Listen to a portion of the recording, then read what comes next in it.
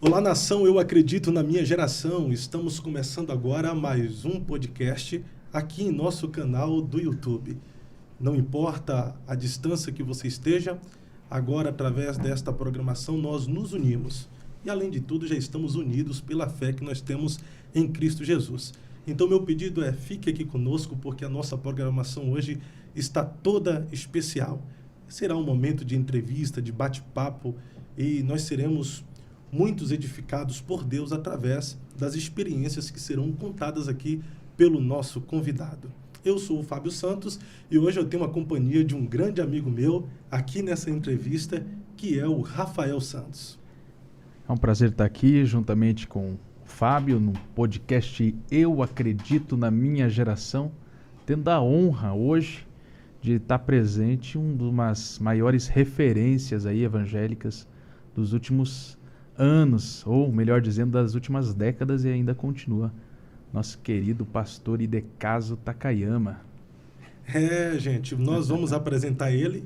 Ele não vai aparecer agora aí no vídeo, mas fique aí, aproveite, mande este link para mais alguém, convide pessoas, seus amigos, familiares, a sua igreja, se você é pastor, envie aí agora no grupo da sua igreja, no grupo da juventude, porque o nosso convidado tem muita experiência para nos contar e que vai nos levar a crescer em Deus. Ele é filho dos imigrantes japoneses Antônio Izami Takayama e Maria Shizuka, isso mesmo, Takayama é um notório membro da Assembleia de Deus e converteu-se em setembro de 1964 na Igreja Evangélica Assembleia de Deus do Brás. Ele foi batizado no Espírito Santo logo depois. Anos depois, entrou no Instituto Bíblico das Assembleias de Deus em Pindamonhangaba. Após o curso, trabalhou em municípios do interior do Paraná até ser ordenado pastor em 14 de junho de 1974. Ele foi ordenado como pastor pela Convenção de Ministros do Estado do Paraná. Pastor Takayama também, ele casou-se em 8 de março de 1975 com a irmã Ingrid Takayama. Eles tiveram 3 filhas, que é a Priscila, Patrícia e Poliana. Pastor Takayama foi também coordenador geral da União da Mocidade da Assembleia de Deus em Curitiba, a UMATSE, e também da União da Mocidade das Assembleias de Deus no estado do Paraná, UMADEPAR. Foi um dos fundadores do Instituto Bíblico da Assembleia de Deus do estado do Paraná, IBADEP. Pregador conhecido, criou a campanha evangelística Novas de Alegria e viajou pelo Brasil e exterior, dirigindo cruzadas evangelísticas com seu ministério Cristo Vive. Em 1991, inaugurou uma franquia da CPAD em Curitiba. Pastor Takayama também foi vereador da cidade de Curitiba entre 1989 a 1993 pelo PFL. Assumiu uma cadeira na Assembleia Legislativa do Paraná em 1996, sendo eleito deputado estadual em 1998. Em 2002, ele foi eleito para a Câmara dos Deputados pelo PTB. Foi reeleito em 2006 pelo PMDB, 2010 e 2014, ambos pelo Partido Social Cristão. Após 4 mandatos como deputado federal, infelizmente, pastor Takayama não foi reeleito nas eleições gerais de 2018.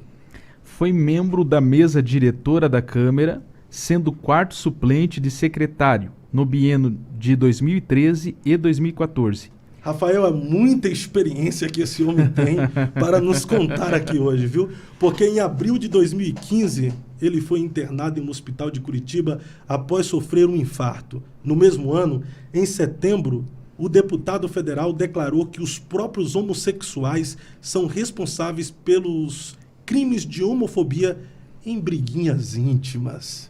E em 17 de abril de 2016, ele votou, e eu assisti, pela abertura do processo de impeachment da presidenta Dilma Rousseff. Na mesma época, Takayama foi escolhido como líder da bancada evangélica, a qual critica e é contra a união homossexual e a favor do Estatuto da Família, que reconhece apenas o casamento heterossexual. Rufe os tambores, mande a live para todo mundo, porque nós estamos aqui no Eu Acredito Podcast com o pastor Takayama.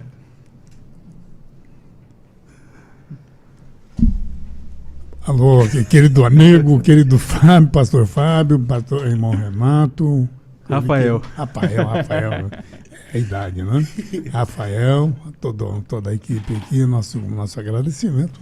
Estamos aqui para responder, falar um pouco da nossa trajetória de vida, começando, que ano que foi? Foi muitos anos atrás, foi em 68, 69, eu já pastoreava Rebouças, na época a gente chamava de Reborça, mas Rebouças era campo de Irati e tinha muito gente do leste europeu. Era poloneses, ucranianos, russos, a gente chamava de irmãos eslavos. E essa gente chorava porque no país deles, de origem deles, estava um movimento marxista, socialista ou comunista, não é? E eu tive essa experiência, então eu acho que nós podemos abordar, inclusive, sobre essa questão. E eu sou muito radical. Eu não sou conservador de doutrina partidária. Eu sou conservador da palavra de Deus. Que maravilha, pastor Takayama. É uma honra para nós receber o senhor aqui. Muito obrigado por ter aceitado o convite e seja bem-vindo em nosso meio. Pelo currículo e resumo que nós fizemos aqui da sua biografia, é perceptível que o senhor tem uma história incrível para nos contar. Nós já temos aqui algumas pessoas nos acompanhando através do canal do YouTube, então compartilhe aí para geral, porque nós queremos conhecer se o pastor Takayama, ele existiu antes... quem foi o Takayama antes de conhecer a Cristo? Existiu o Takayama antes de conhecer a Cristo?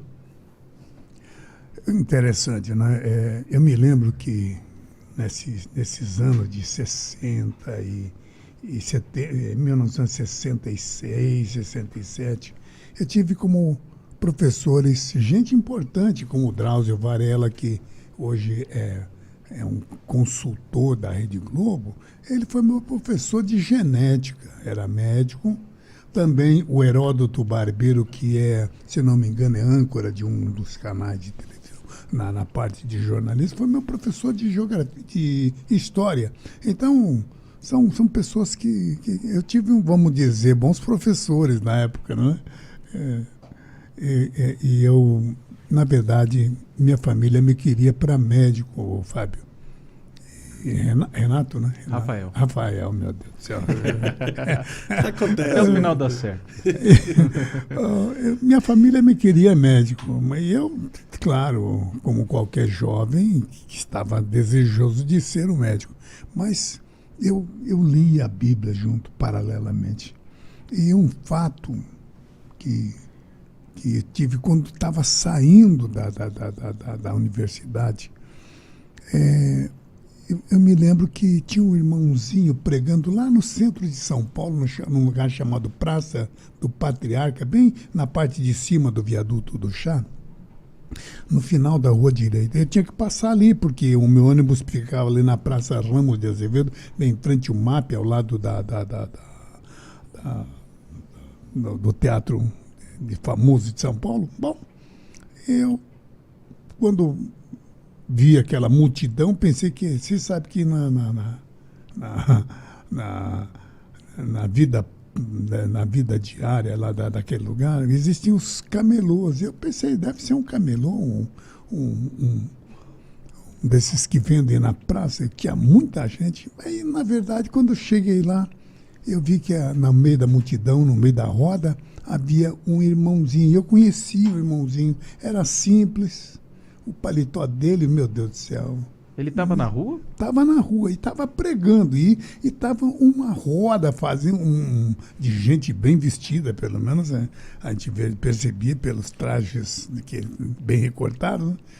E eu falei, camarada, o nosso irmão aí está pregando e eu estou aqui Mas o senhor já era cristão nessa época? Ele já era cristão, já era crente. Já era crente, já.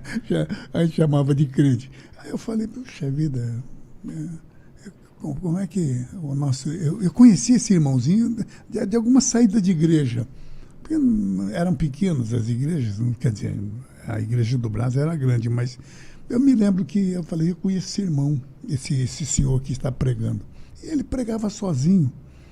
Eu falei, camarada, ele está fazendo a obra de Deus e eu estou aqui estudando. Aí foi quando... Aí aquela multidão que estava em volta dele dizia prova. O que será que eles estão querendo que o rapaz prove? Aí um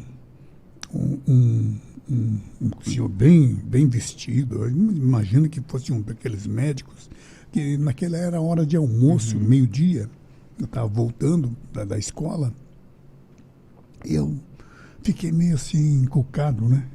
Falei que esse rapaz está pregando e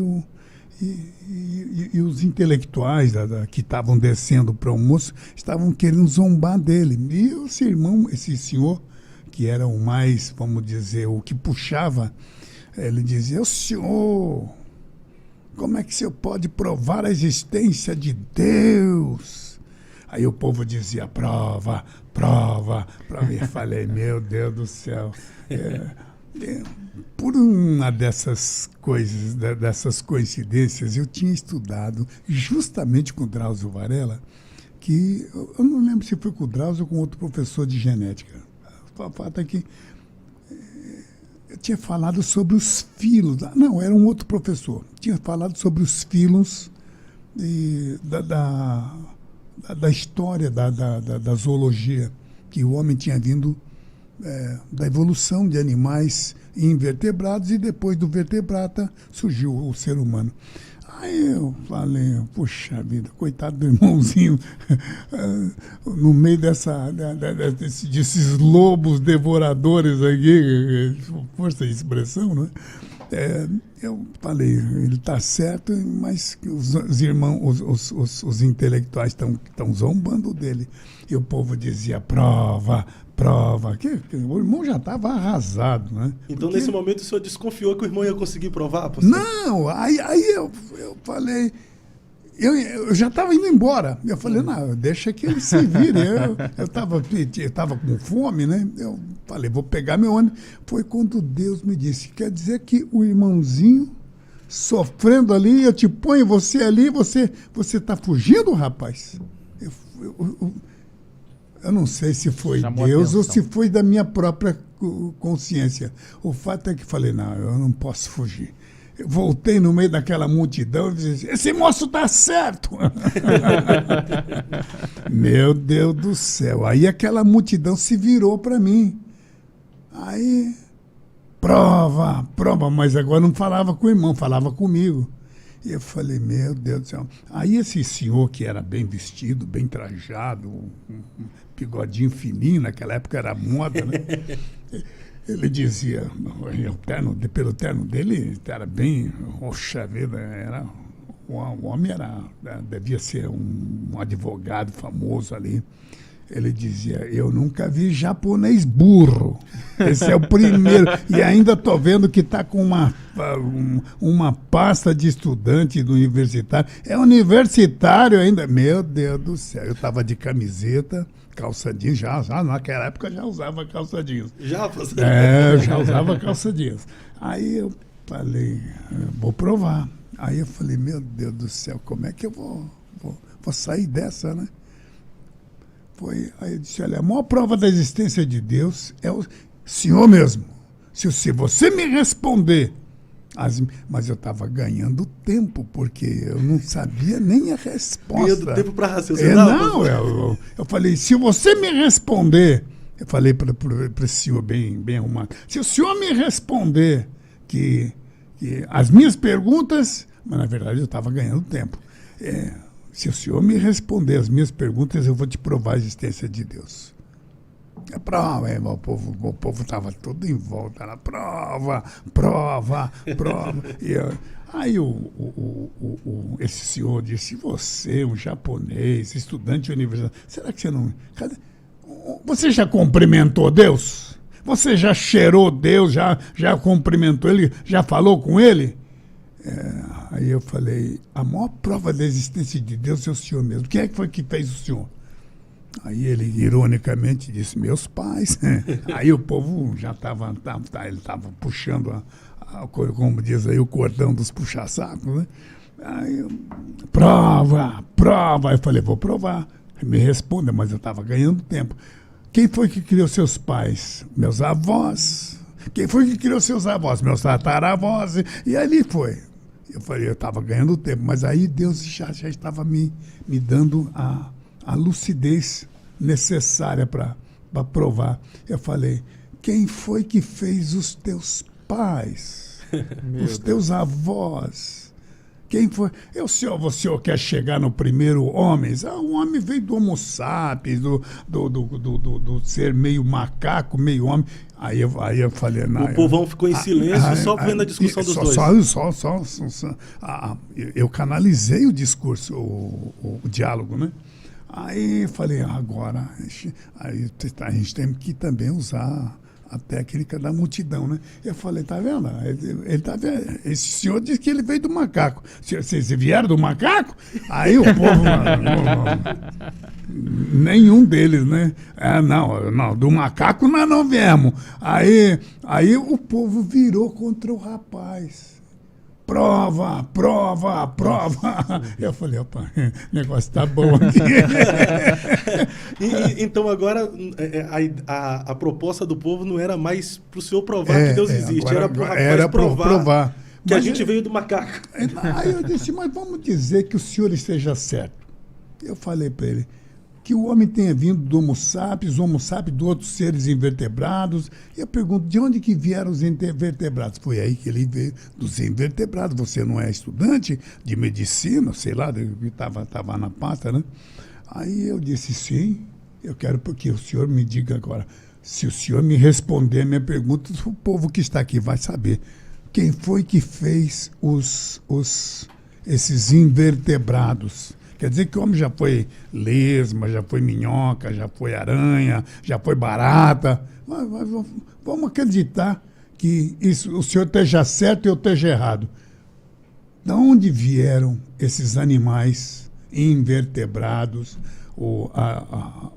Qual foi o ser mais simples aí?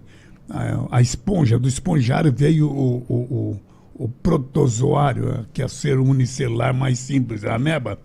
Tá. Eu tinha estudado isso, né? Vocês veem que Deus me colocou ali. Eu disse, vamos dizer que o homem tenha vindo da ameba. O senhor acredita nisso? Aí o povo estava todo já do meu lado, né? Tem que ter fé, né, pastor, para acreditar tudo nisso, né? Não, mas é a teoria deles, meu Deus do céu. Mas até para acreditar na teoria deles tem que ter fé, uai. Aí eu falei, mas vamos dizer que o senhor esteja certo. Que o homem tenha vindo da lesma, do protozoário, do ser unicelular. Eu pergunto, de onde é que veio esse ser unicelular? Meu Deus do céu, ele ficou sem... Aí o povo dizia, prova, prova. Eu falei, para vocês verem, meus amigos, que o criacionista, o evolucionista não crê na criação, mas vocês estão vendo aí que tudo isso... veio de quê? Do Big Bang, de uma explosão que houve de planetas. Eu falei, de onde veio esses planetas? De onde veio esses elementos químicos? De onde veio a construção dessa... Vocês têm que entender. Né? O pastor tinha quanto tempo de crente quando o senhor entrou nessa... Eu era novo crente, mas eu já era meio espeloteado. E o senhor provou o povo e para ele? Eu mostrei para ele que a teoria dele estava errada. Eu digo-se para ele, de onde veio esses invertebrados? De onde veio os elementos químicos? De onde veio o Big Bang? De onde veio os planetas? Ele ficou sem... Eu falei, eu creio que foi Deus quem me criou. Foi, sabe, Mas eu quero aqui conversar com os estudantes que estão agora me ouvindo, porque os estudantes ficam... o professor do meu universitário está certo, meu pai é um ignorante, minha mãe... Ora, meu querido, pode ser que em genética ou em ciências, teu professor estude ciência. Se você perguntar para o teu professor de matemática regra de português, de sintaxe, ele não vai dizer. Ele não vai, porque cada professor é especializado num assunto. E o que nós estamos vendo hoje é os alunos, os estudantes que ficam achando que os pais são ignorantes. Eles podem ser ignorantes na matemática, podem ser ignorantes nas regras de sintaxe em português, mas em Bíblia, em Deus, meu querido amigo, teu pai conhece muito e tem intimidade com Deus. Eu quero aqui, foi essa experiência que eu tive com Deus, que eu tive com esse senhor, que me fez, falei, eu preciso me dedicar à palavra de Deus. Foi então que eu vim aqui para Curitiba para fazer a faculdade de medicina aqui, porque não pensem vocês que eu tinha tido, era apenas um aluno, não, eu era um aluno especial. O curso objetivo, no famoso João Carlos de Gênio e desse Drauzio Varela, havia os melhores professores da época, mais bem pagos, e eles lecionavam nessa escola e eu pensava comigo, né? Esses senhores podem ter o conhecimento, mas não tem Deus.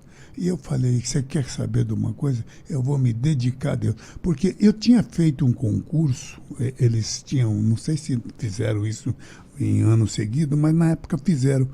Eu me lembro que tinha 12.800, 900 alunos, quase 13 mil alunos. Foi tanta gente, tantos universitários fazendo esse concurso, porque eram só 30 bolsas integrais que a gente podia estudar na Sorbonne, na França, ou na Harvard, nos Estados Unidos.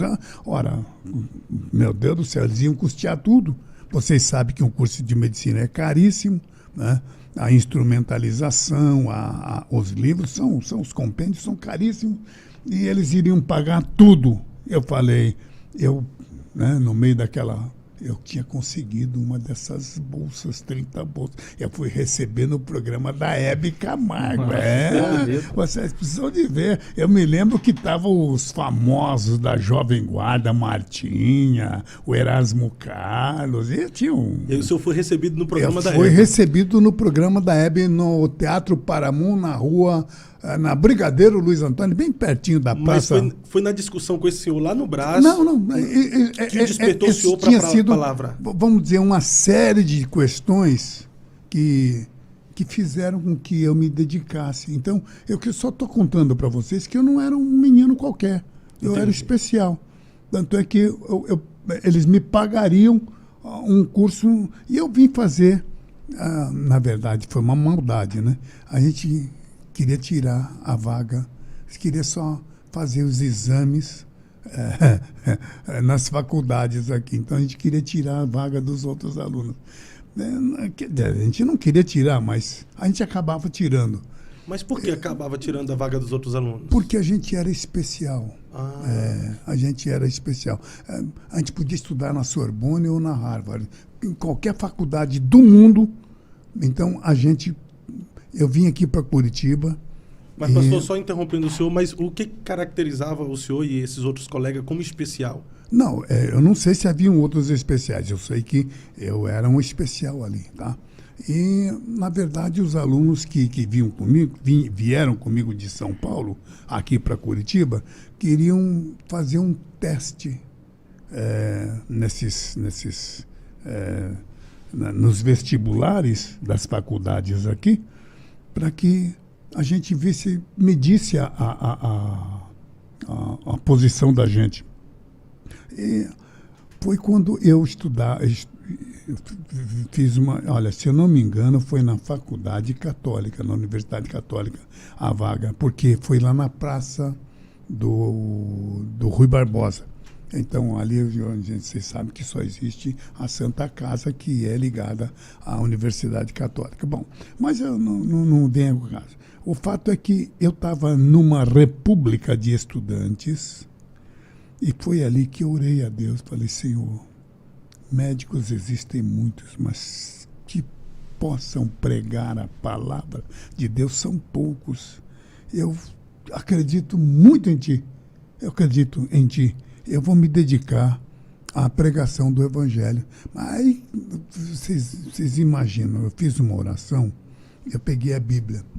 E na Bíblia, abri exatamente, acho que está em Efésios, capítulo 4, diz, uns serão chamados para evangelistas. Mas quando bateu aquela...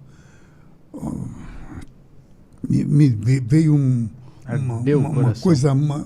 eu não posso explicar aqui. É igual Jeremias, a promessa, o chamado, queimou os ossos. Eu senti uma coisa, um calor muito grande.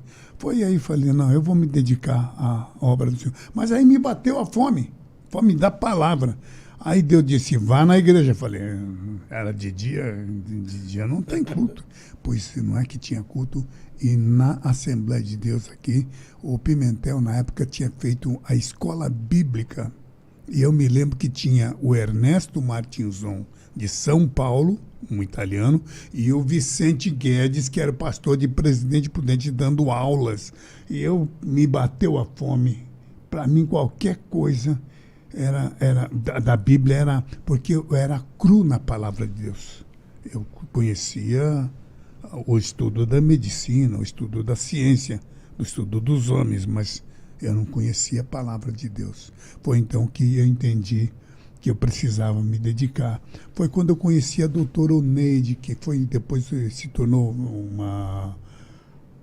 uma médica, uma dentista, odontóloga, e ela disse, olha, vá estudar lá para te ajudar, você conhecer a palavra de Deus, vai estudar no IBAD, em Pindamonhangaba. Pô, então que daí eu fui para lá e eu conheci grandes homens como Helenay Cabral, João Caetano, Eliel de Carvalho. Foi nessa época que eu me dediquei especialmente à palavra de Deus. Que tremendo, meu pastor, que tremendo. Nós estamos aqui no chat ao vivo, muita gente comentando. Abraço para a missionária Sara Salles, meu amigo pastor Wagner, lá de São Mateus do Maranhão, que está com uma programação toda especial da Igreja Evangélica Assembleia de Deus em São Mateus, com o pastor Israel Silvestre, pastor Alberto Jubanski, que diz que teve uma experiência maravilhosa com o pastor Takayama, lá no Maranhão. Olha, pastor Jaidson Jerônimo, G. Rocha, um abraço a todos que estão nos acompanhando aqui nessa live. Esse Jaidson é especial. Ele é especial, né, pastor Jaidson? Pastor, tem muita gente de boa de Deus aqui nos acompanhando, mas a gente não pode perder tempo, porque nós estamos aqui para sermos alimentados. Será que existiu o Takayama quando não era crente, Rafael? Pastor, diga pra gente como que foi a experiência de entrar. O senhor entrou na igreja e aceitou Jesus? Como que foi essa... Não, eu vou falar um negócio pro senhor. Eu tô aqui, eu imagino ele pastor entrando, Takayama, um coroa bonito desse aí, quando não era crente, solteiro. Mas, pastor, será que era namorador? Era uma igreja grande, pequena? Como que foi essa entrada na igreja, então, pastor? Quando eu tinha 5, 6 anos, que eu era bem, imagina, eu não cresci muito, né? Então, eu me lembro que eu fiz uma oração. Eu disse para Deus, eu olhava para a natureza e disse, tem que ser um Deus grandioso para fazer isso tudo. Eu via uns passarinhos pardais num pé de caqui, caqui você sabe que é uma fruta exótica, do Japão, inclusive. Aí eu falei, tem que ter um Deus grandioso para fazer um negócio desse. Foi aos 5, 6 anos que eu disse, Deus, quando eu crescer, eu não cresci muito, quando eu crescer, eu quero trabalhar para Ti.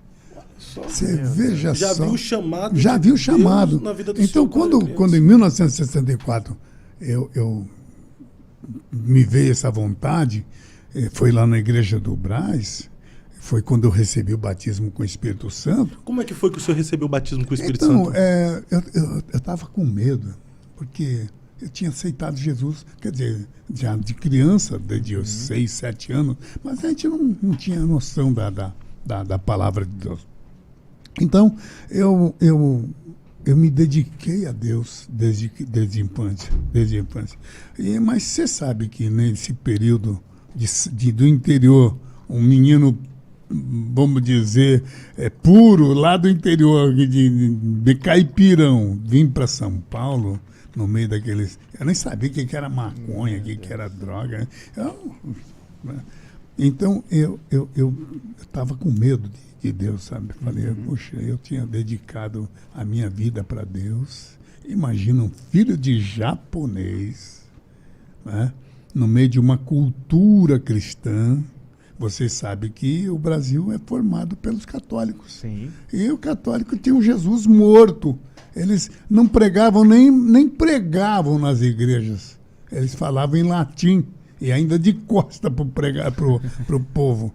Então, eu fui formado nessa forma, vamos dizer, ainda que era filho de japonês, mas o meu círculo de amizade, os meus amiguinhos eram católicos.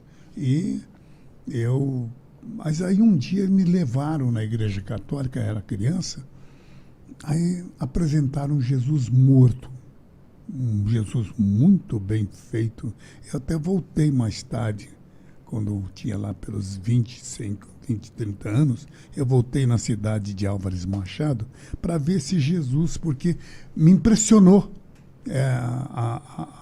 Fizeram uma urna e colocaram nos vidros cor violeta, então era uma urna arroxeada, como diz aí, e eu olhava pela janelinha da porta, aquele Jesus morto. Eu falei, quem é o homem que está aí dentro? Os meus coleguinhas diziam, é Jesus. Então, esse era o Jesus que eu tive contato. Vocês entendam que eu era filho de japonês, mas eu estava numa cultura cristã.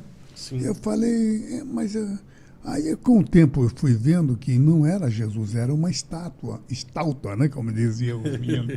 Aí eu falei, não tem homem nenhum aí dentro, não. Mas na primeira vez isso me chocou. Né? Quando o meu irmão, aí é que eu quero dizer para vocês o que é importante a palavra de Deus. Meu irmão veio de São Paulo, um menino de 16 anos. Novo também. Eu estou novo também. Ele me apresentou um Jesus vivo. Eu tinha tido contato com Jesus morto. Né? Agora meu irmão me apresentava, e ele era leitor da Bíblia, mesmo estudioso da Bíblia. Ele marcava com vermelho, eu me lembro que a Bíblia dele era toda marcada, e ele dizia, Jesus não está morto, Jesus vive. Ele me apresentou os evangelhos.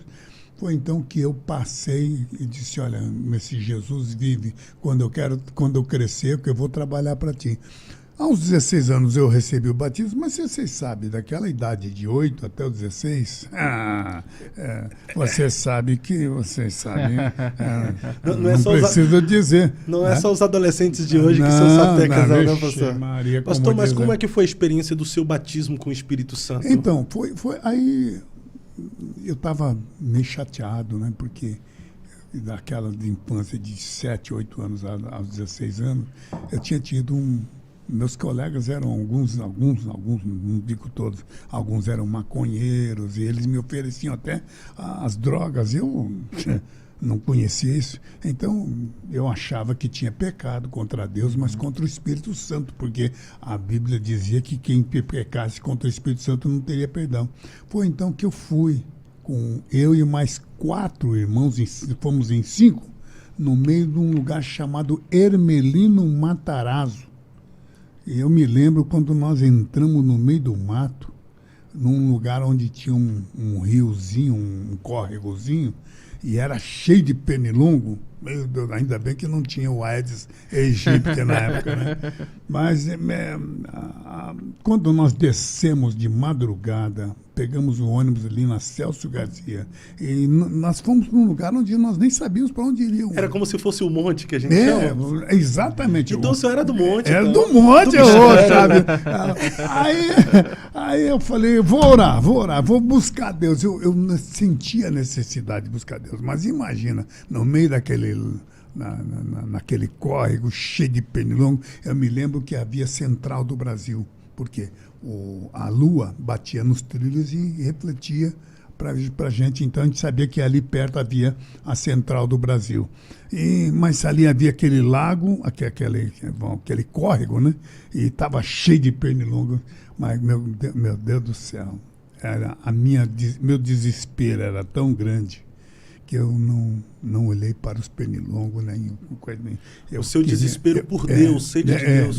Minha sede de Deus, eu perguntei para Deus, Senhor, se eu tenho perdão, me fala comigo. Foi quando Deus me batizou com o Espírito Santo ali naquele mato, com 5 irmãos, 4 irmãos, eu e mais 4, né? Éramos 5, e foi ali que eu recebi o batismo com o Espírito Santo.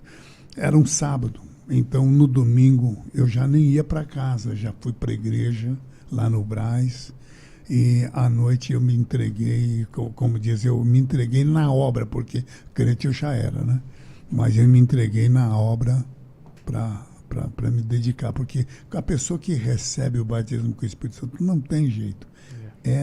A pessoa que recebe, ele não tem jeito, ele vai para a obra.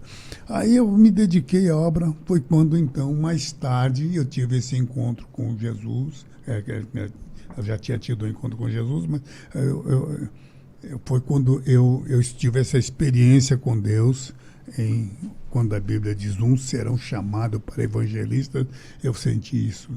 Tá? Em 1979, eu me lembro que eu já era casado, a Priscila, que hoje é esposa de obreiro, está lá em Ponta Grossa, eu me lembro que ela tinha 2 aninhos, 1 aninho e meio, 2 aninhos, e eu então fui para os Estados Unidos. E vocês querem saber a minha experiência com Deus. Eu estava... pastor, conta aí pra gente uma das suas experiências mais marcantes com Deus. Uma foi essa. Do batismo do Espírito Santo. Outra foi essa que eu tive um encontro com Deus na República de Estudantes aqui em Curitiba, e foi que eu dediquei a minha vida a Deus. Mas quando eu estava casado com a Ingrid, eu me lembro que a Editora Vida, que era um braço, como a CPAD é para CGADB, a Editora Vida era um braço das Assembleias de Deus, Assembly of God americana. E eles me convidaram para ir para lá, porque eles queriam unificar a Emprevan e uma série de livros que estavam em inglês e em espanhol, mas queriam que fosse de qualidade para o português. Então, eles me convidaram para ser o revisor, não ser o tradutor, porque tradutor eles tinham. Mas você sabe que existe uma linguagem toda evangélica, né? Que, por exemplo, se falar aqui para uma pessoa que ele tem que se converter, ele não vai entender.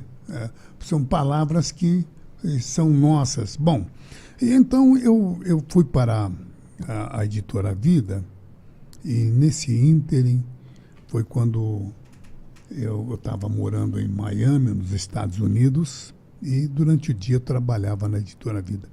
E eu nunca tinha ganhado tanto dinheiro como naquele tempo, né? Imagina, o dólar naquele tempo valia exatamente no câmbio paralelo, hoje está 4 por 1, né? 4,5, quase 5 mil, 5 por 1. Por um real, 5 real por $1. Isso. E mais ou menos na época era mais ou menos assim também.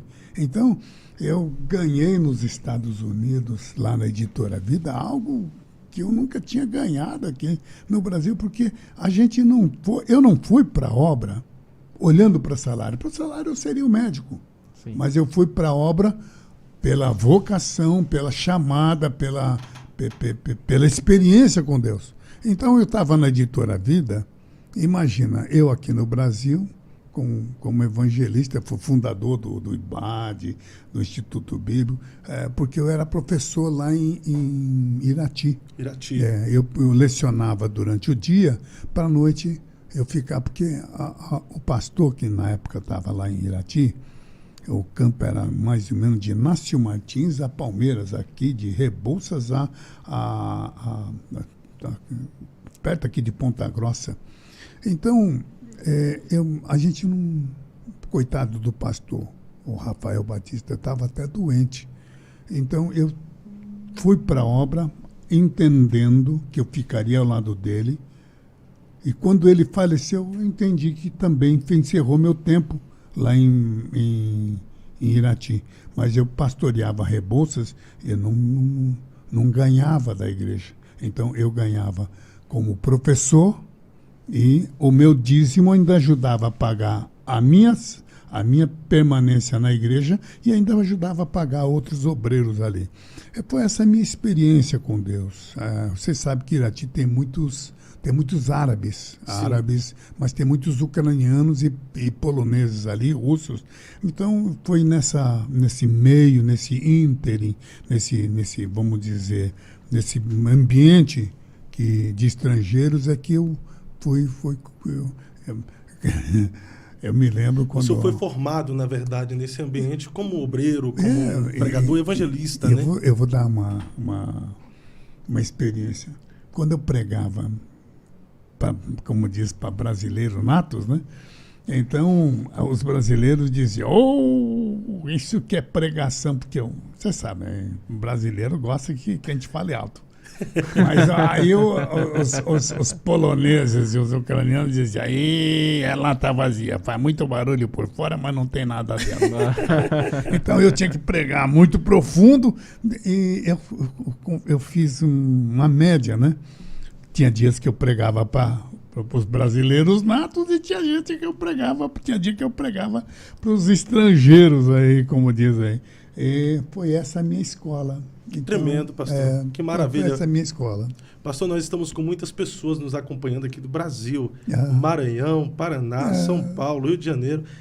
Bahia, meu amigo Rogério Gomes, William Cruz do Maranhão, Rita Galvão, Claudinei aqui de Curitiba, irmã Esther Rodrigues, Deus abençoe. Adão Lucas, lá de Belém, lá do Pará, Deus abençoe todos vocês. Pastor Natanael Afonso. Rafael, nós precisamos conhecer um pouquinho da vida matrimonial do pastor Takayama, né? Pois pastor, como que o senhor conheceu a irmã Ingrid? Foi num culto? O pastor foi pregar? Você sabe que eu estou pregando há mais de meio século. Foi em 64 que eu me converti, que eu recebi o batismo com o Espírito Santo. Em 69 eu dirigia já Rebouças. Então, fazendo os cálculos, já estamos em 2022. Então já fazem mais de 50 anos. Mas eu me lembro quando eu casei com a Ingrid em 75. Mas como o senhor conheceu ela, pastor? Era vizinha ali da... E ela não tinha óculos, ela não tinha óculos? Era daltônica, a gente não enxergava direito. Pastor, ou o senhor orava muito e ela orava pouco. Né? Acho que ela orava, não vigiou. Aí ela me pediu óculos na época, né? Agora, recentemente, eu tenho desses óculos baratos, vagabundo do Paraguai. Mas vocês sabem que ela me enxergou, tomou um susto e nunca mais saiu, viajou comigo, viu? Mas só a misericórdia de Deus mesmo. Deus faz isso, né? Deus. E eu tenho 3 filhas, né? Desse relacionamento com a Ingrid, que é a Patrícia, a Priscila, que é a mais velha. Depois veio a Patrícia, que está lá em Santa Catarina. E já a mais nova, que é médica. É médica de animais, é veterinária. Agora já tem uma filha que vai cuidar do pai, tá vendo? Veterinária vai cuidar do pai. Essa minha filha é que cuida da rádio, da Gospel. Vocês sabem que eu precisava ter um canal para... Eu procurei levar esta mensagem para todas as pessoas, porque tem gente que não consegue ir para a igreja, muitas vezes por causa da chuva, principalmente aqui em Curitiba, que chove muito, faz muito frio, como está agora, vocês estão vendo. Então eu procurei um veículo e já fazem mais de meio século que eu estou pregando através da rádio também. Maravilha, pastor. Na verdade, o senhor é uma referência. Eu digo para alguns amigos que o senhor é uma lenda viva, principalmente dos pregadores itinerantes no Brasil. Pastorzão, o senhor sempre foi uma referência como evangelista, principalmente com as cruzadas Cristo Vive. Conte para nós uma das experiências mais marcantes que o senhor teve nessas cruzadas que o senhor fez por todo o Paraná e também Brasil. Vamos dizer, a experiência mais marcante foi logo no início da minha vida. Você sabe, a Ingrid não tinha experiência, mesmo porque a gente, como evangelista, todas as mulheres que são casadas com o pastor, casaram com o pastor que pastoreia local. Mas o evangelista tinha que viajar. É o famoso pai ausente. Agora está, né? Então, eu tinha que viajar e a gente não tinha salário. O evangelista não tem salário, né? Então, eu tinha que viajar. Então, como é que eu faria? O que eu fazia? Eu, por exemplo, Belém me convidava, eu ficava uma semana a mais ali em algumas igrejas. Então, elas me davam a oferta da passagem, né? E eu, então, com isso, eu conseguia manter a minha família, a alimentação, as roupas. Ô, pastor, então o senhor foi itinerante de trecho também. Tem alguns meninos que estão começando, pastor, eles reclamam que tem que ir para a cidade, ficar mais de 3 dias, mais de uma semana, às vezes para atender algumas igrejas, que até aquelas agendas já com oferta gorda. Sabe? Não, hoje em dia tem oferta gorda, mas no meu tempo a oferta era magra. Eu me lembro, eu não vou dizer o nome de uma cidade aqui de São Paulo, eu pastoreava Rebouças, e eu me lembro que uma igreja aqui, eu não vou dizer o nome, no interior de São Paulo. Você sabe que São Paulo é rico, né? Aí eu preguei sexta, sábado, domingo de manhã, domingo à noite. Domingo à noite o pastor me colocou, nem deixou eu ir na casa dele, que era onde eu estava hospedado. Me esperou com a veraneio, naquele tempo era veraneio. Ele me esperou com a veraneio, com as minhas malas tudo já no porta-mala, e da igreja me levou, da porta da igreja me levou para a rodoviária. Chegou na rodoviária, eu meio espeloteado, eu falei, pastor, pode abaixar o vidro um pouquinho? Eu saí O senhor podia me emprestar o dinheiro? Ele não deu nenhuma oferta. Não deu nenhuma oferta. Nem a despesa para você. Não, ainda eu tinha ido de ônibus, eu lembro até hoje que era cometa. Ô pastor, um pastor amigo meu, pastor Mário, uma vez me comentou que o senhor ia nas igrejas e levava relógio e trabalhava assim, porque o senhor sempre fez de um caldo uma feijoada, né, pastor? Fez assim do seu jeito, né? Dava um jeitinho. Os relógios foram adquiridos no Paraguai. Então eu ia no Paraguai e eu comprava algumas coisas para vender. Mas o melhor foram as gravatas, porque gravata todo pastor, todo crente usa, né? Aquelas coloridas, pastor? As gravatas. Só que um dia eu dei de presente para um evangelista, que é um pastor da igreja de Curitiba, não vou dizer quem é, que eu tenho certeza que vocês conhecem. Ele olhou para mim e disse... a cara dele já não foi muito boa. Ele disse... ele aí não comentou, no final, tinha... Uma pessoa de sã consciência não pode gostar de um presente vagabundo desse que você está me dando. Ô, pastor... foi aí que eu parei de dar gravata. Viu? Pastor, a minha sogra participou muito das Cruzadas Cristo Vive. É verdade. Muitos milagres aconteciam. Dentre tantos, tem milagres aí que sempre gerou polêmica. E o senhor vai falar um pouquinho sobre esses milagres, que a minha sogra disse que ocorria sempre nas cruzadas, que era o nascimento de dentes de ouro. Eu nunca orei por dente de ouro, mas eu sabia do seguinte, tem coisas, a parte do homem é a pregação, a parte de Deus é os milagres. Então, eu nunca fiquei preocupado com... Se Deus não opera, o problema é dele, né? Eu sempre entendi assim. Mas olha, eu depois de tantos anos, né? Eu como vejo a casa da tua sogra, e eu vejo que eu preguei a palavra, mas os milagres, alguém dirá, mas e você não pegou o testemunho? Eu não pegava testemunho porque eu entendia que os milagres eram de Deus. Então, era ele quem podia fazer o milagre. Como é que eu ia saber se ele fez ou não fez o milagre? Eu só pregava a palavra de Deus, mas eu orava porque a Bíblia diz em Marcos capítulo 16, verso 16, ide por todo mundo, pregar o evangelho, todo aquilo. Mas no verso 17, 18 e 19 diz, e estes sinais seguirão aos que crerem. Não é os evangelistas, Assembleia de Deus. Aqui diz que isso não é propriedade minha, é de Deus. É de Deus. Aos que crerem. Então eu procurei pregar a palavra de Deus. E olha, falando agora, pastor Fábio, o que eu vejo de gente que na época não sabia que tinha sido curada.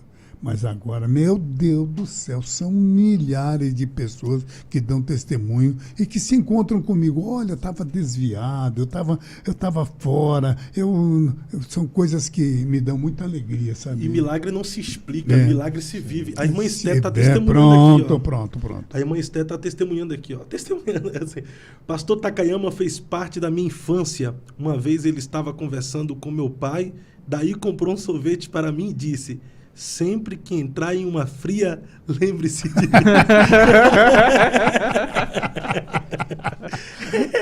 Essa foi boa demais. Abimael Santos, Deus abençoe. Rafael, pastor Takayama foi um dos primeiros pastores a pregar nos Gideões. Ele é pioneiro lá, né?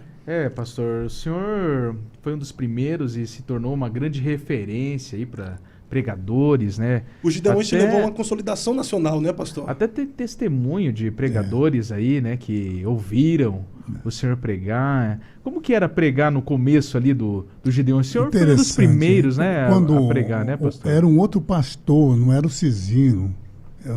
Foi depois ele foi para Criciúma. Mas acho que antes de ir para Criciúma foi para Pato Branco e depois de Pato Branco para Criciúma. E o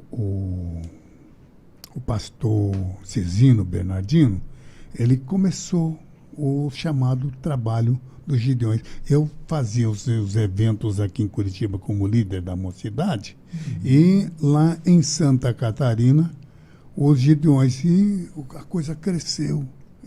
Eu me lembro que a coisa era tão grande que eles precisavam de som. Então eu arrumava o meu som, mas eu já eu usava de dizer, eu levo o meu som, mas me põe para pregar lá. Mas tá certo, pastor, uma mão lava a outra, né? Mas foi assim. E como é que foi para o senhor no início ali dos Gideões? Porque o Gideões se tornou uma grande obra, uma referência principalmente de congresso missionário e de sustentabilidade de missionários. Como é que foi ali no início pregar nos Gideões? Então, não havia tanta... Quer dizer, já havia muita gente. Todo o Brasil, ela se tornou uma referência, como diz aí, a Aparecida dos crentes, né?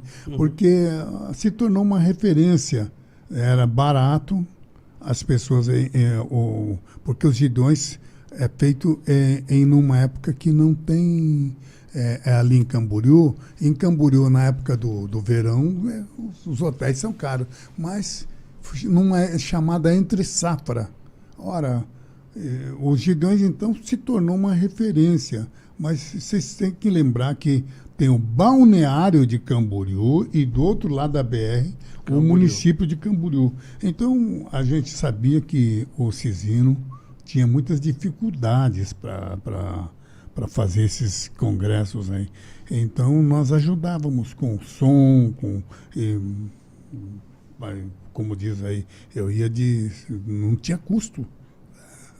Vinha de Curitiba, mas desde a Bíblia vocês vão ver que tem o sacerdote e o levita. Eu fui um levita. O senhor acha que o congresso que projetou o ministério, além de Deus, além da chamada, mas o Congresso de Gideões levou o senhor a essa projeção nacional, não? Não. Eu sou de uma safra, ultimamente era, né?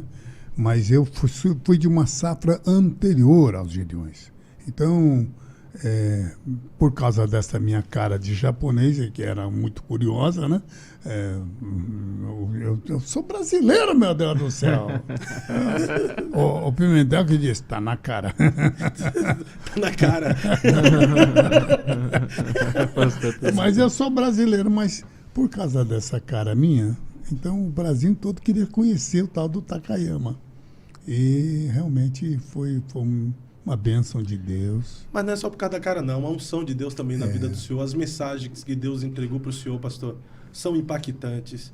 As maravilhas. Vocês não imaginam A cara é bonita, mas a unção é maior. A dificuldade que a gente tinha financeira, viu? A minha esposa foi uma heroína. O pessoal hoje diz, não, tá caindo, mas... Você não tem ideia das dificuldades que nós atravessamos nesses anos. E nos Gideões, eu lembro que no início era tudo na base era que nem um congresso comum, tá? E nós ajudávamos o Cisino. O Cisino queria me vender alguns equipamentos eletrônicos. Ele também fazia maracutaia, maracutaia santa. Mas E aquela polêmica que tem ali agora, pastor, sobre os Gideões? Então, eu posso dizer o seguinte, o trabalho é de Deus. O ser humano é que, vamos dizer, vocês podem notar que não é o trabalho dos Gideões, é o ser humano. O ser humano é que falha. Então, a gente não pode tomar as falhas do ser humano com o erro da igreja. Eu não vejo o erro da igreja. A igreja do Senhor é soberana. Os Gideões é um trabalho de Deus. E se o ser humano faz coisas erradas, eu posso fazer coisa errada, eu sou um ser humano qualquer. Pastor, eu tive em viagem missionária com os Gideões, junto com o pastor Wesley Ricardo dos Santos, no sertão da Paraíba. De fato, os Gideões, ele tem um trabalho missionário incrível que nenhuma outra instituição talvez não tenha. Eu tive experiência com os Gideões lá no Pará. Fui na beira de um rio, tinha uma senhora, uma moça. Eu falei, como é que você se mantém aqui? Porque no meio daquele rio, era um rio muito largo e tinha algumas tribos indígenas. Ela diz, graças a Deus os Gideões me dá pouco, mas com esse pouco no meio daquela... Então foi aí que eu entendi o trabalho maravilhoso que eles exercem. São mais de 1000 famílias missionárias. Mas assim, tem um pastor que pregou muito tempo lá nos Gideões e ele usou uma frase se referindo à nova gestão e o trabalho atual agora, dizendo que a bandeira dos Gideões foi enterrada juntamente com o fundador dele, se referindo ao pastor Cezino. Eu acho que nós, os cristãos dessa nova geração, devemos lembrar que o trabalho é de Deus. O ser humano, ou seja o Cezino, o filho dele, o vice-presidente, sei lá, eu não sei quem é que está na frente. O fato é que o ser humano pode falhar, mas a obra é de Deus. Verdade, meu pastor. É desse jeito, nós estamos aqui com uma programação toda especial no Eu Acredito Podcast com o pastor Takayama. Está com a gente aí o William Cruz, a Dudinha Ferreira, o William Gregório, Reneuti Lopes, Abimael Santos, um monte de gente boa de Deus aqui no YouTube, muitos comentários falando a respeito do pastor Takayama. Nós estamos no 2º episódio da série Experiências, aprendendo e sendo edificado por Deus, por homens que têm uma história incrível no Evangelho e se tornaram referência nessa nação através da pregação. Não é, Rafael? Não, com certeza. O pastor, é até uma experiência minha mesmo. Eu congregava no Santa Inês. Santa Inês. Santa Inês. O senhor do foi... tempo do José Rodrigues. José Rodrigues. O senhor foi lá e eu me lembro, eu tinha uns 7, 8 anos de idade, chegou ambulância e polícia e tal. Falei, eu era criança, não entendi aquilo. Será que tá acontecendo? E porque foi muita gente no culto. E eu me lembro o senhor pregando lá. Eu não sei o que o senhor pregou, mas eu saí chorando na mensagem do senhor. É o chefão lá em cima. Não lembro o que o senhor pregou, mas eu saí chorando. Uma das primeiras vezes que eu saí chorando na igreja foi quando o senhor pregou. Não sei o que o senhor pregou, mas... Eu posso te dizer uma coisa. Existe o lado humano, mas existe em tudo isso o lado divino. Então, você foi tocado pelo lado divino. Você pode ter certeza disso. O que os homens não entendem é que estes sinais seguirão aos que creem. Em meu nome falarão línguas. Não dá para rasgar esse texto, meu Deus. Em meu nome falarão línguas estranhas, expulsarão demônios. O senhor é um pregador pentecostal. O que o senhor acha dos sensacionistas? Infelizmente vão surgir os sensacionistas. Agora mesmo eu soube que tem um rapaz aqui que andou até por Curitiba aqui. Ele pegava tirava o câncer eu não sei por que você tem que fazer isso, né? Mas tudo bem. Aí, ele deixou cair lá em São Paulo um pouquinho desse câncer que era amarelo, meu Deus, carado, né? Como diz aí. Aí o irmão pegou, levou lá no laboratório para ver. Sabe o que era? Era Elma Chips. Então, fazer o quê? São pessoas que conseguem, vamos dizer, por causa do como é? Sensacionistas, fazer isso. Mas não precisa. Não precisamos disso aí, meus amigos. Existe o sensacionista, o sensacionalista, né? Aqueles que manipulam o milagre, que manipulam os mistérios de Deus, que não precisa dessa manipulação. Não precisa. O nome de Jesus é poderoso. E existe aqueles que acham que os dons espirituais se cessaram. Não cessaram. Porque estes sinais, que no caso, por exemplo, os dons espirituais, acompanharão os que crerem. O problema não é os sinais, é os que crerem. Infelizmente, as pessoas se esqueceram. Então, forte. Pastor, o senhor foi um dos primeiros parlamentares evangélicos no Brasil. Como que o senhor decidiu isso, pastor? Então, veio na mente, e numa época, se eu pastoreasse a igreja, eu não estaria... Lembrando, pastor, que nessa época a política era mais demonizada na igreja do que hoje, né? Pecado, você né? já não tem ideia. Alguns irmãos votavam em mim, mas tinha irmãos que não votavam em mim porque tinha medo que eu me... Mas eu não. E como é que foi decidir-se politicamente nesse tempo em que a política era demonizada na igreja? Vocês sabem que eu sou um levita. Eu não recebo de igreja. Então, eu não pastoreava a igreja. Então eu entendi que que aquilo é um fronte é uma guerra. Nós estamos aqui, vocês estão nessa guerra através do rádio, mas eu entendi que aquele congresso lá, as armas não são a pólvora, o canhão, a granada, mas são as palavras. E eu entendi que a gente podia, naquele fronte, se não tomarmos cuidados, se nós não colocarmos as nossas representações lá, os gays vão colocar o deles, o PCC, os narcotraficantes, e essa gente é militante, meus amigos. Então, nós temos que colocar os crentes lá. Ô pastor, então lá no Congresso Nacional não é só ideologia humana, filosofias de homens. Lá no Congresso também Nacional existe uma batalha espiritual. Então, o que eu procuro explicar para... Eu não sou um conservador de doutrina partidária ou de ideologia humana. Eu sou um conservador da palavra de Deus. Infelizmente, naquele congresso, a regra é essa. Se você tem que ter um partido. Como eu não tinha partido, eu acabei me sobrando aí, como diz aí. Mas eu procurei fazer a obra de Deus.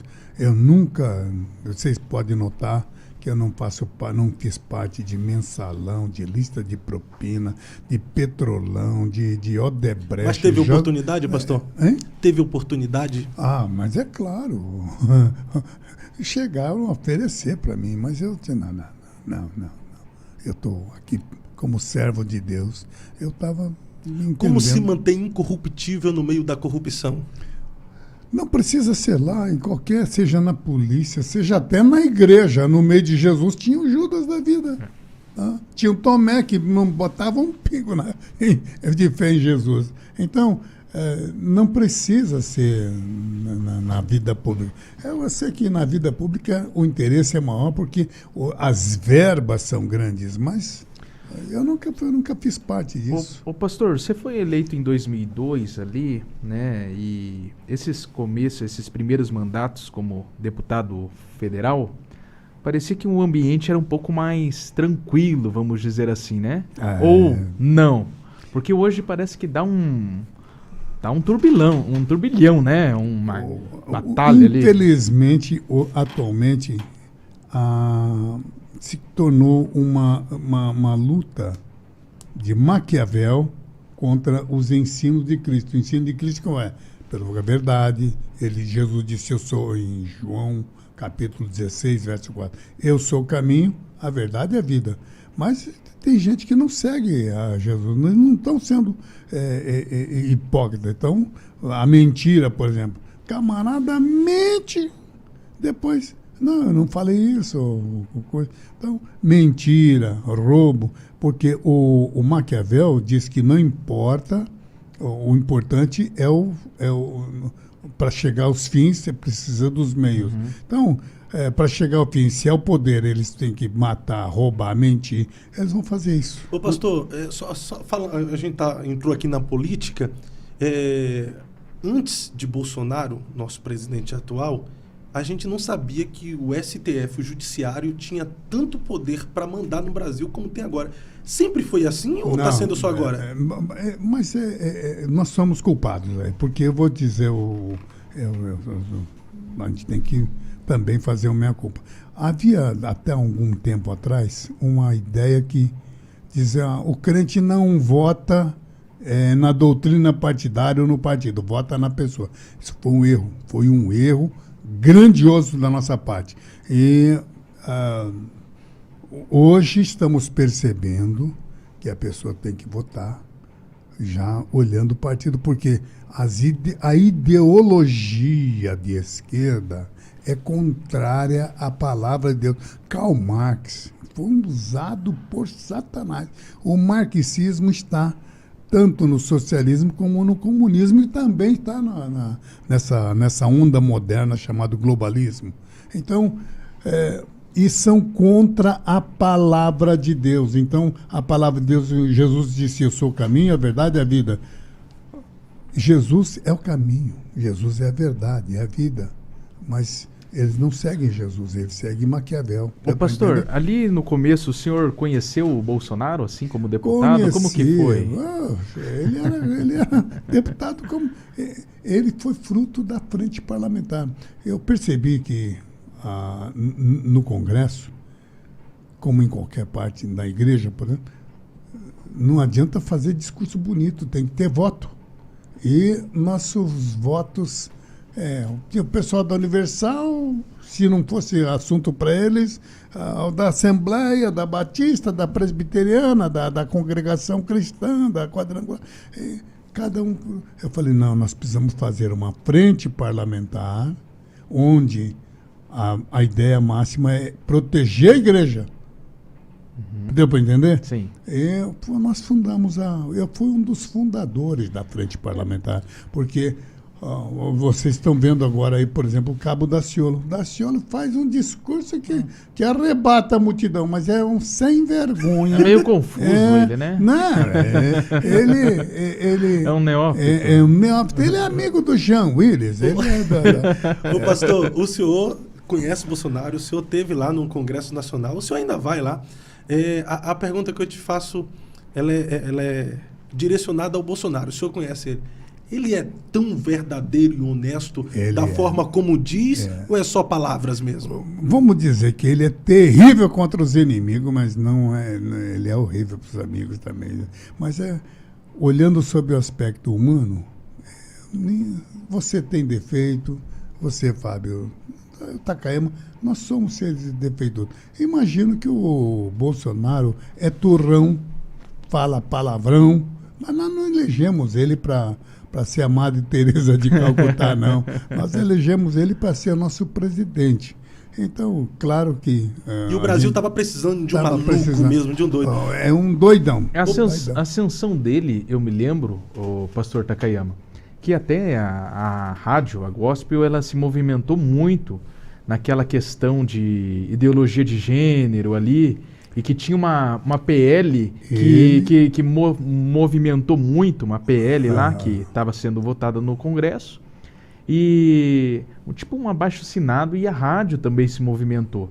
E até então nem se falava muito do Bolsonaro e nessas coisas mais. E ele ganhou um destaque ali defendendo isso, e o senhor, me lembro muito bem, através da rádio, movimentou um pouco isso, né, pastor? Teve essa mobilização ali, depois teve a perseguição do pastor Marco Feliciano também, né? Então, O pastor Takayama foi perseguido primeiro do que o pastor Wagner. Sim. Da PL 122. Isso, PL exato, 122. Exatamente. O Fábio tem uma memória boa. Mas o Bolsonaro, toda essa turma fazia parte dessa frente parlamentar. Entendeu? Então, ele entendeu aquele kit gay. São mais de...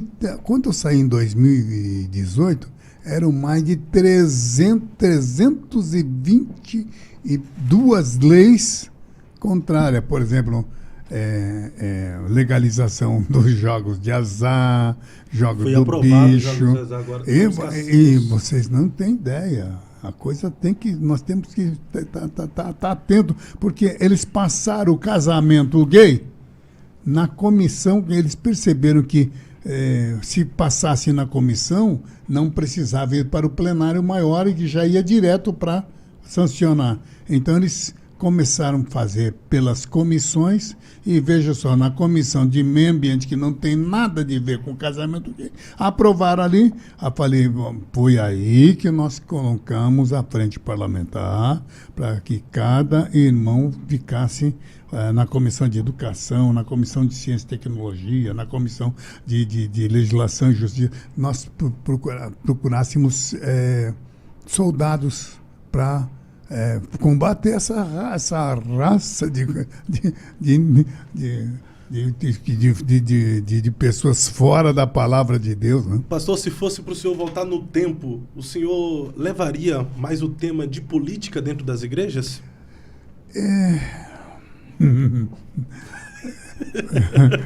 Que pergunta. Eu entendo que os irmãos estão... Nós somos, como diz, viemos de uma escola onde os nossos primeiros pastores eram missionários. Ora, o missionário não vai se envolver com a política lá do país. Por quê? Ele é estrangeiro. Sim. E isso fez com que nós achássemos que fosse errado, mas não é errado.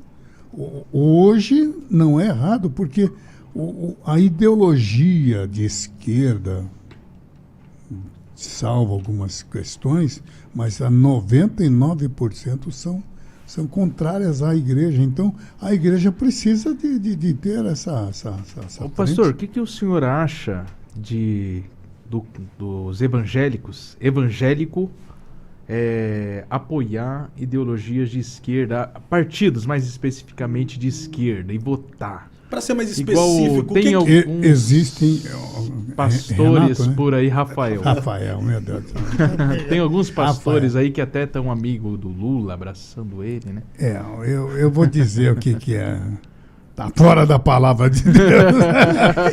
Existem 3 níveis de inteligência. A inteligência natural, que você já nasce com ela. Existe a cultura, que você, desde o primário até os pós-graduação, você adquire a cultura, mas é dos homens, e esse mundo jaz no maligno. Existe uma terceira cultura, mas vai falar isso... hoje em dia nós vemos até pastores aí, intelectuais. Não, temos que... querido, se você vai fracassar a igreja, porque eu conheço pastores que não tiveram a cultura. Eram pessoas que mal sabiam a diferença entre o O e o zero, mas a igreja cresceu. Por quê? Porque não se respaldaram na cultura dos homens. Eu não vou aqui entrar nessa questão, mas essa terceira parte só para o novo nascido que a pessoa tem. Eu acho que o comunismo, na questão de ideologia, é como uma religião. Então, o cristão decide pelo cristianismo ou decide pelo cristianismo? Pelo comunismo ou pelo cristianismo? O comunismo e o socialismo são diabólicos. Por quê? Satanás, meu querido, ele pegou o homem.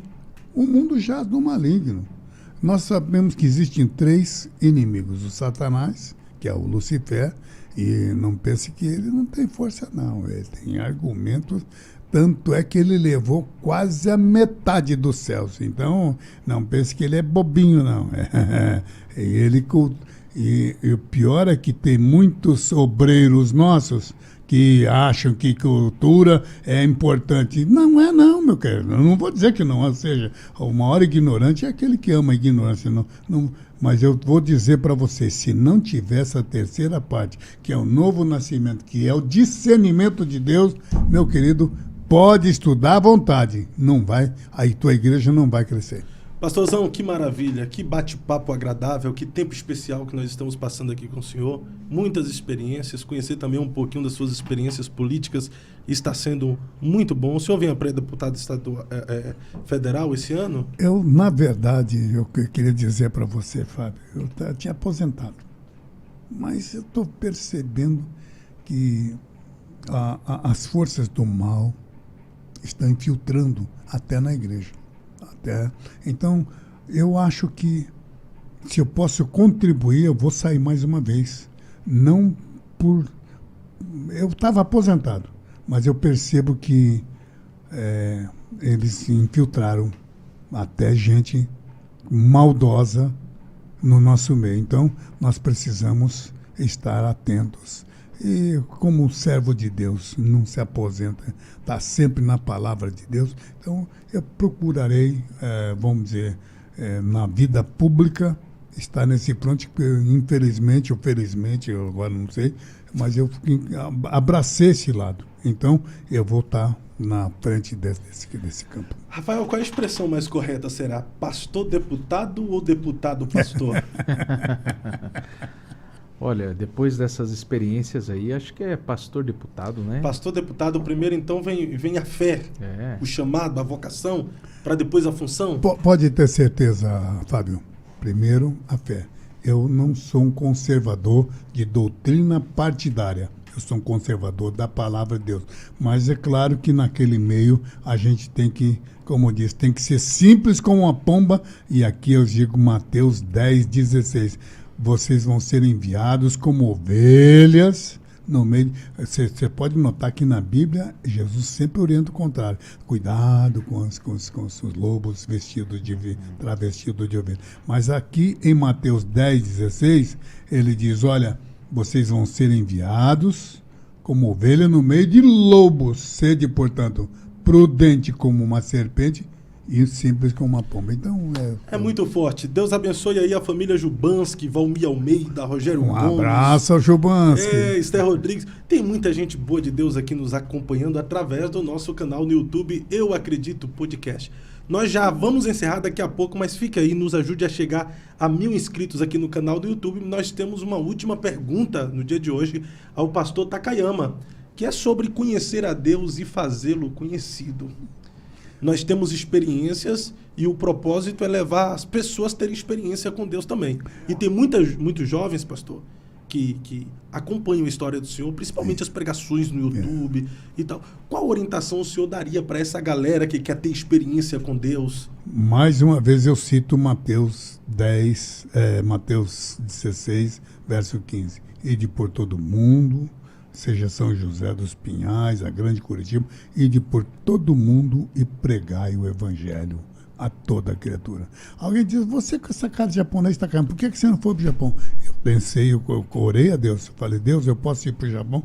Ele disse, não, eu vou te reservar você para o Brasil, porque no Japão você vai ser mais um só. E aqui no Brasil, você, por causa dessa cara aqui, não tem muito japonês crente, né? Então eu O senhor evangelizou um imperador japonês, algo assim? Foi o atual imperador, que é o Naruhito, quando... Você sabe que depois que eles se tornam imperadores, não pode conversar com o ser humano. Mas eu... São deuses, são deuses. Mas então quando ele era príncipe, eu conversei tanto com ele quanto com o irmão dele, que o irmão dele... primeiro vem como príncipe e depois como imperador. Então, enquanto ele não era imperador, eu era muito amigo dele. Agora, eu dei a Bíblia Sagrada em japonês também. Eu fiz uma questão de comprar, e pior é que não paguei. Os japoneses estão lá no Japão, lá meu irmão, mas eu procurei levar a palavra de Deus a ele, porque eles leem muito. Tá? Tanto é que o Naruhito estudou na Sorbonne, numa universidade na Inglaterra, acho que Cambridge, então, na Inglaterra. E eu procurei levar a palavra de Deus a ele. Eu procuro levar a palavra de Deus para as pessoas famosas. Por exemplo, essa moça que faleceu, eu fui falar de Jesus para ela, esqueci o nome dela, jornalista da Rede Globo. A gente encontrava, esqueço o nome dela, da Rede Globo. Quem é a produção? Eu preguei pro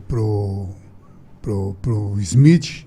O Smith? Smith? O que deu um tapa no comediante lá? Não. Eu preguei pro Smith aqui do Brasil. Tá. Aquele grandão. Você não tem imaginação como ele é grande. Eu já sou pequeno. Eu quase... Meu Deus do céu. Mas quando eu soube que ele estava com câncer, eu preguei a palavra de Deus. Aqui, a jornalista é a Cristina. Eu não lembro o sobrenome dela. Cristina Lobo. O fato é que eu fui falar de Jesus para ela, mas ela não quis ouvir. Então, mas eu fico triste porque ela já veio falecer. Devia ter insistido em pregar a palavra de Deus. Então, eu procuro levar a palavra de Deus a todas as pessoas. E foi quando eu levei a palavra para o imperador, que é o atual imperador, mas ele na época era um príncipe. Que bênção, que maravilha, né? Que marcante. Nós estamos aqui no Eu Acredito Podcast no YouTube com o pastor Takayama nos contando um pouco das suas experiências. Nós já estamos encerrando e eu quero agradecer aqui ao Rafael por este momento tão especial em participar comigo hoje. Ô, Rafael, me perdoe, viu? Chamar de Renato. Eu falei no início, né, que no final ia dar certo. Obrigado. E nós estamos aqui com um ícone, uma lenda viva dos pregadores no Brasil, pastor Hidecaso Takayama. Pastorzão, o senhor pode olhar para aquela câmera que está olhando para o senhor aqui, ó. Essa câmera aí, que está olhando para o senhor, fazer as suas considerações finais a todos os nossos ouvintes e já agradeço o senhor por participar conosco. Filipenses 4:13. Posso todas as coisas naquele que me fortalece. O ser humano em si, ele não tem força. Mas se ele estiver com Deus, e é onde eu digo, a inteligência humana é aquela que você já nasce com ela. A cultura humana é aquela que você adquire desde o pré-primário até na experiência da vida com a família. E terceira, mas é a terceira parte que eu quero que você entenda, que é o discernimento de Deus, que é o que Salomão tinha. Tenha o conhecimento de Deus. Filipenses 4:13. Posso todas as coisas naquele que me fortalece. Perfeito! Maravilha!